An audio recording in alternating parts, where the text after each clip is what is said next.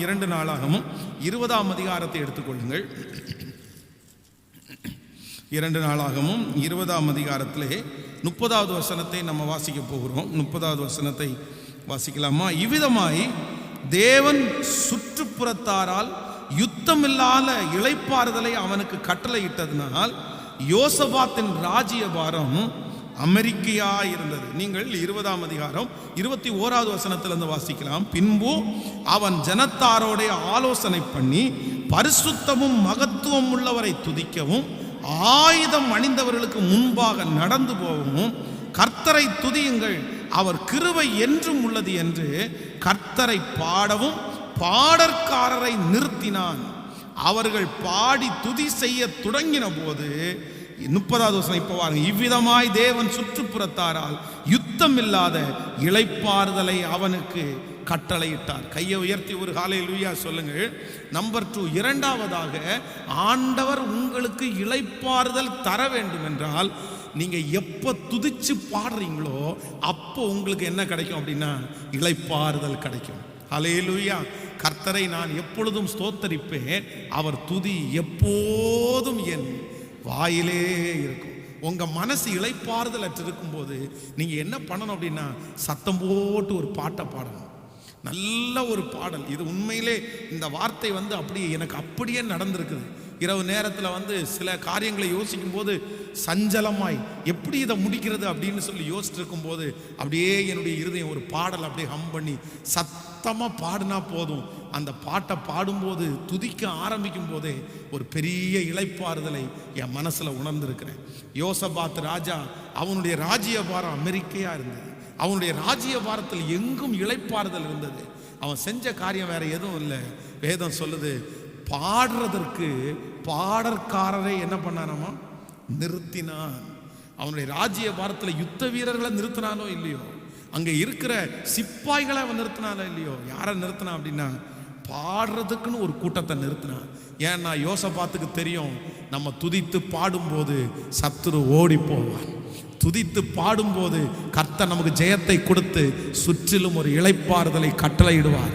நான் நம்புறேன். பாட்டு பாடுங்க, கர்த்தரை துதியுங்க, கர்த்தரை பாடுங்க.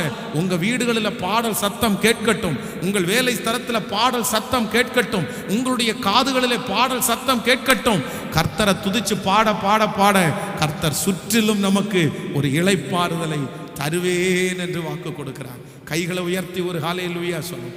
நம்பர் 1, முதலாவது அந்நிய ஜாதிகளை, அசுத்தர்களை, தேவனுக்கு பிரியமில்லாதவங்களை உங்களை விட்டு துரத்திட்டீங்கனாலே உங்களுக்கு என்ன வரும்னா சமாதானம் வரும், இளைப்பாறுதல் வரும். நம்பர் 2, ரெண்டாவது நீங்க துதிச்சு பாடுனீங்கன்னா உங்களுக்கு என்ன வரும்னா இளைப்பாறுதல் வரும். மூன்றாவது நம்ம ஃபர்ஸ்ட் வாச்ச வசனத்திலேயே இருக்கிறது, அவர்கள் அவரை தேடின போது சுற்றிலும் இளைப்பாறுதலை கட்டளையிட்டார். ஒரே ஒரு மருந்து தாங்க. உங்க மனசு இளைப்பாறுதலா இருக்கணும்னா கர்த்தரை தேடுனீங்கன்னா போதும். நம்ம மனசு என்னவா இருக்கும் அப்படின்னா பாருங்க, இன்னைக்கு காலையில் கர்த்தர் சமூகத்தில் எழும்பி உட்கார்ந்து சர்ச்சிலையும் வீடுகளிலையும் உட்கார்ந்து இப்படி கர்த்தரை தேடும் போது இந்த நாள் முழுக்க நமக்கு எப்படி இருக்கும் அப்படின்னா சொல்லுங்க, இது ஒரு பெரிய பூஸ்ட். இது ஒரு கொஞ்ச நேரம் நம்முடைய தூக்கத்தை நம்ம விடுறோம், கொஞ்ச நேரம் நம்ம இதற்காக விலைக்கரையம் பண்ற மாதிரி பண்றோம். இதனுடைய ஒரு மதிப்பு என்னன்னா இந்த நாள் முழுதும் கர்த்தர் உங்களோட கூட இருக்கிற மாதிரி ஒரு ஃபீல் இருக்கும். ஆண்டவர் உங்களோட பேசுற மாதிரியே இருக்கும். கர்த்தர் உங்களை தைரியப்படுத்திட்டே இருப்பாரு. உங்களுக்கு பிரச்சனைன்னு ஒன்று வந்துருச்சுன்னா உங்க மனசு இளைப்பாறுதல் அற்று போகும்போது நீங்க ஸ்ட்ரெயிட்டா எங்க ஓடிடணும்னா கர்த்தர் சமூகத்தில் போய், ஆண்டவரே நான் உண்மை தேடுறேன், நான் உண்மை தேடுறேன் ஆண்டவரே. நீங்க கர்த்தரை தேடுறதுக்கு முக்கியத்துவம் கொடுங்க. உங்க மனசு எப்படி இருக்கும் அப்படின்னா சஞ்சலமே இல்லாம சமாதானமா இருக்கும். ஹல்லேலூயா. இன்றைக்கு மனிதர்களுக்கு பலவிதமான நோய்கள் வந்து கொண்டே இருக்குது. சரீரங்களில் நோய்கள். இன்னைக்கு நிறைய பேர் டாக்டர்கிட்ட போயிட்டே இருக்கிறாங்க. எங்கு பார்த்தாலும் மருத்துவமனைகள் நிரம்பி வழிகிறது. நான் என்ன சொல்றேன் அப்படின்னா அதுக்கு காரணம் என்ன இதுன்னா எல்லாருக்கும் இளைப்பாறுதல் இல்லை. அந்த இளைப்பாறுதல் எப்போ கிடைக்கும்னா கர்த்தரை தேடும் போது. உங்க குடும்பம் எதுக்கு முக்கியத்துவம் கொடுக்கணும்னா கர்த்தரை தேடுறதுக்கு முக்கியத்துவம் கொடுக்கணும். உங்க பிள்ளைங்க எதுக்கு முக்கியத்துவம் கொடுக்கணும்னா கர்த்தரை தேடுறவங்களுக்கு, தேவனை தேடுகிறவங்களுக்கு ஒரு நன்மையும். கையை உயர்த்தி ஒரு ஹல்லேலூயா சொல்லுங்க. இன்னைக்கு 3 காரியத்தை கர்த்தர் பேசினார். உங்களுக்கு இளைப்பாறுதல் தருவேன் என்று வாக்கு கொடுக்கிறார். அந்த இளைப்பாறுதல் எப்போ கிடைக்கும்னா நம்பர் 1, முதலாவது நம்மை சுற்றி இருக்கிற அந்நிய ஜாதிகளை நம்ம என்ன பண்ணணும் சொல்லுங்க? அந்த மாதிரி ஆட்களை நம்ம கூட என்ன செய்யக்கூடாது? நான் சொல்கிறேன், அவங்களுக்கு பட்சபாவமே பார்க்கக்கூடாது. நீங்கள் பார்த்தீங்கன்னா நீங்கள் தான் சிக்கிடுவீங்க, நீங்கள் தான் சிக்கிடுவீங்க. இதுக்கு எத்தனையோ உதாரணங்கள் இருக்கிறது.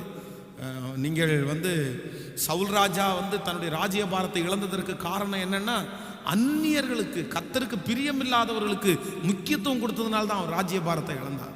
கர்த்தருக்கே முக்கியத்துவம், கர்த்தருக்கு முக்கியத்துவம் கொடுக்காத, கர்த்தரே முக்கியத்துவப்படுத்தாத ஒருத்தரை நீங்க ஏன் முக்கியத்துவப்படுத்தணும்? நீங்க எதற்காக அவங்களோட வச்சுக்கணும்? இல்லை, வேண்டாம். நமக்கு கர்த்தர் முக்கியம். கர்த்தரை நேசிக்கிறவங்க முக்கியம். கர்த்தரோட நடக்கிறவங்க தான் நமக்கு முக்கியம். ஆமோதிக்கிறீங்களா இல்லையா? ஹல்லேலூயா.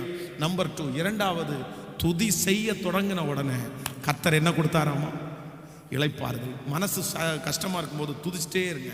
நம்பர் 3, அவரை தேடின போது சுற்றிலும் அவருக்கு என்ன கொடுத்தாருன்னா இளைப்பாறுதல். இப்போ எத்தனை பேர் வாஞ்சிக்கிறீங்க? எனக்கு ரொம்ப ஆசையா இருக்கு. எப்படி வாழணும் அப்படின்னா, அந்த பைபிளை கையில் தூக்கிட்டோம். நம்ம எப்படி வாழணும் அப்படின்னா இளைப்பாறுதலாக வாழணும். நம்ம கொஞ்சம் சாப்பிட்றோமோ நிறைய சாப்பிட்றோமோ, நம்ம பெரிய காரில் வரோமோ சின்ன காரில் வரோமோ, சைக்கிளில் கூட வரலாம் பிரதர், பரவாயில்ல. ஆனால் எப்படி இருக்கணும் அப்படின்னா அப்படியே இளைப்பாறுதலாக இருக்கணும். இந்த வாழ்க்கை எத்தனை பேருக்கு வேணும்னு நினைக்கிறீங்க? ஆனால் எல்லாருக்கும் பாருங்களேன், எல்லாம் அவ்வளோ பெரிய ஏசி ரூமு, அத்தனை ரூம் பெரிய, அது ஒரு நாள் வாடகை 20,000 ரூபா. 20,000 ரூபா ரூம் போட்டு வெளியே வந்தா நைட்டு ஃபுல்லாக தூங்கலைங்க. நைட்டு ஃபுல்லாக தூங்கலை, ஒரே டென்ஷன், ஒரே கஷ்டம். ஆனால் சிலரை பார்த்தீங்க அப்படின்னா வெறும் பாயை விரித்து போட்டு ஓலை ஷெட்டுக்குள்ளே படுத்த 2 நிமிஷத்தில் தூங்கி நிம்மதியாக காலையில் எழுந்திரிச்சு தூங்குனீங்களா? எதுவும் நடந்ததே தெரில. மழை வந்துருச்சா தெரில. அப்போ நான் என்ன சொல்கிறேன்னா, அதுதான் கர்த்தர் நமக்கு கொடுக்குற நான் எப்படி பாஸ்டர் இளைப்பாறுதலாக இருக்க முடியும்? இவ்வளோ பிரச்சனை இருக்குது, இவ்வளோ போராட்டம் இருக்குது, என்ன பண்ணுறது? நான் சொல்கிறேன், அதை நீங்கள் அப்படி மன வருத்தப்படுறதுனால அந்த இளைப்பாறுதல் வராது. அந்த காரியத்தை செய்ய முடியாது. நீங்கள் யோசிக்கிறதுனால அது நடக்காது. அதற்கு மாறாக கர்த்தருடைய கரத்தில் கொடுத்து நம்ம என்ன பண்ணணும் அப்படின்னா, எனக்கு ஒரு இளைப்பாறுதலை கர்த்தர் தாருமாண்டவர், என் வாழ்க்கை உம்முடைய கரத்திலே இருக்கிறது. இன்று முதல் நான் நம்புகிறேன், இங்கே இருக்கிற நமக்கு எல்லாருக்கும் கர்த்தர் இளைப்பாறுதலை கர்த்தர் தரப்போகிறார். ஹல்லேலூயா. எல்லாரும் தேவ சமூகத்தில் அப்படியே எழும்பி நின்று, ஹல்லேலூயா, நான் உனக்கு இளைப்பாறுதலை. அவர்கள் கர்த்தரை தேடின போது சுற்றிலும் கர்த்தர் அவர்களுக்கு இளைப்பாறுதலை கர்த்தர் தந்தார். அவனுக்கு முன்பாக தேசம் அமெரிக்கையாய் இருந்தது. அவன் அரணான பட்டணங்களை கட்டி எழுப்பினான். அவனுக்கு முன்பாக தேசம் அமெரிக்கையாய் இருந்தது. சாலோமோனுடைய நாட்களிலே யுத்தம் செய்வார் இல்லை, அவனுக்கு எதிரி இல்லை. ஓ ஹல்லேலூயா. அதனால் அவன் பெரிய பெரிய பட்டணங்களை எல்லாம் கட்டினான். சொல்லுங்க, கையை உயர்த்தி, அந்த நாள் எனக்கு வரட்டும். அந்த சாலோமோனுடைய ஆண்டுகள் என் தலையின் மேல இருக்கட்டும். அந்த தாவீதுனுடைய நாட்கள் என் தலையின் மேல இருக்கட்டும். கர்த்தர் எனக்கு ஒரு இளைப்பாறுதலை, என் குடும்பத்துக்கு ஒரு இளைப்பாறுதல். ஓ, என் சஞ்சலம் நிறுக்கப்பட்டால் நலமாயிருக்கும் என்று சொல்லுகிற ஆண்டவருடைய பிள்ளையே, கர்த்தர் உன் சஞ்சலங்களை மாற்றி உனக்கு ஒரு இளைப்பாறுதலை கட்டளையிடுவார். கையை மேல உயர்த்தி, ஆண்டவரே நான் நம்புறேன்னு சொல்லுங்க இந்த வார்த்தையை. இது எனக்கு வேண்டும் ஆண்டவரே. அப்பா, என் குடும்பத்திற்கு வேண்டும் ஆண்டவரே.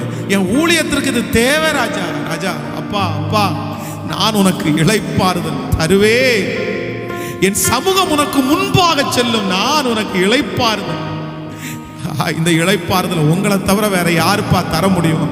உங்களை தவிர வேற யாருப்பா எங்களை தேற்ற முடியும்? எங்க கைகளில் கொடுக்கப்பட்டிருக்கிற பொறுப்புகளை, எங்க கைகளில் கொடுக்கப்பட்டிருக்கிற வேலைகளை ராஜா சஞ்சலத்தோட அல்ல, இளைப்பாறுதலா நாங்க செய்யணும் ஆண்டவரே. மகிழ்ச்சியா செய்யணும் ஆண்டவரே. எத்தனை பிள்ளைங்க தங்க பிள்ளைகளை திருமணம் பண்ணி கொடுக்கறது கூட சந்தோஷம் இல்லப்பா. வீட்டில் பிறந்த அந்த குழந்தைய கூட சந்தோஷமா பார்க்க முடியலப்பா. ஆசீர்வாதத்தை கூட சஞ்சலமா பார்க்கிற மாதிரி இருக்காங்கப்பா. ஒரு வாகனம் வாங்கிட்டாங்க, ஒரு இடத்த வாங்கிட்டாங்க, ஆனா அவங்களுக்கு சந்தோஷமே இல்லப்பா. அவங்க மனசு இளைப்பாறவே இல்லப்பா.